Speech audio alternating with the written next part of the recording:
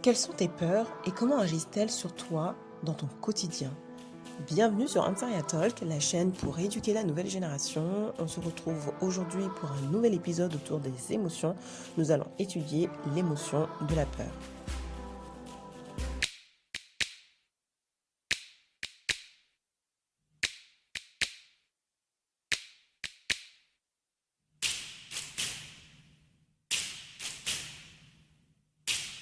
La peur est une émotion ressentie généralement en présence ou dans la perspective d'un danger ou d'une menace. En d'autres termes, la peur est une conséquence de l'analyse du danger et permet au sujet de le fuir ou de le combattre, également connu sous le terme la phobie et réponse combat-fuite. La peur se manifeste par de l'inquiétude et de l'appréhension, légère ou grave, pouvant aller jusqu'à l'affolement et la terreur.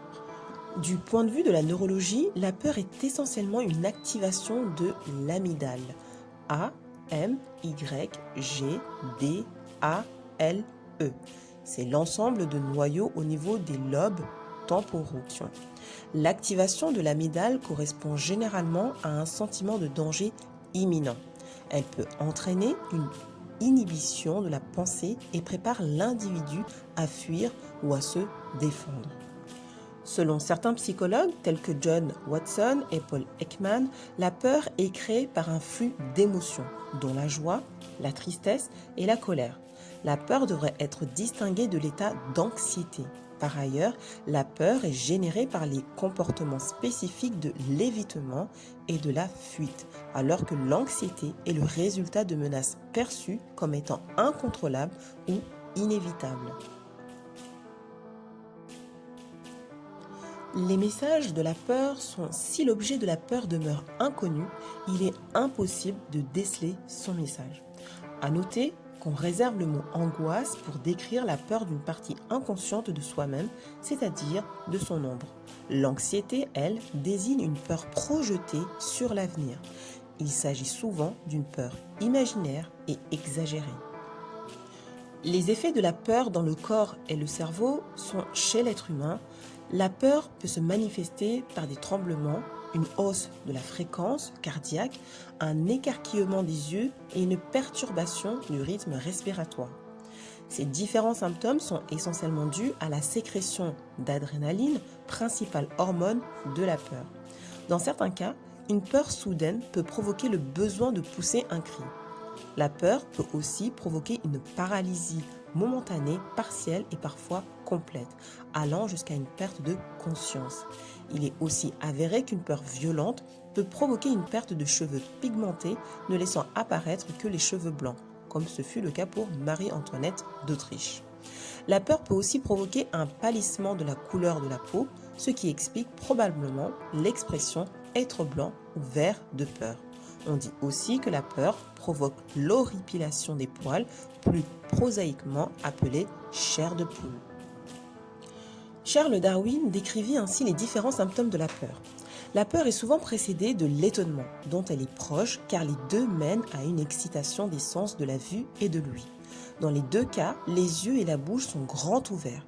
L'homme effrayé commence par se figer comme une statue, immobile et sans respirer ou s'accroupit comme instinctivement pour échapper au regard d'autrui. Le cœur bat violemment et palpite ou bat contre les côtes. La peau est très affectée par une grande peur. Nous le voyons dans la façon formidable dont elle sécrète immédiatement de la transpiration. Les poils sur la peau se dressent et les muscles superficiels frissonnent. Du fait du changement de rythme cardiaque, la respiration est accélérée. Les glandes salivaires agissent de façon imparfaite, la bouche devient sèche et souvent ouverte et fermée. Il est essentiel de faire attention au trafic d'émotions et de sentiments de la peur, car la peur peut déguiser une agressivité non exprimée, le besoin de s'affirmer, un besoin d'affection ou d'attention, un sentiment de toute puissance refoulé. Quels sont les symptômes de la peur?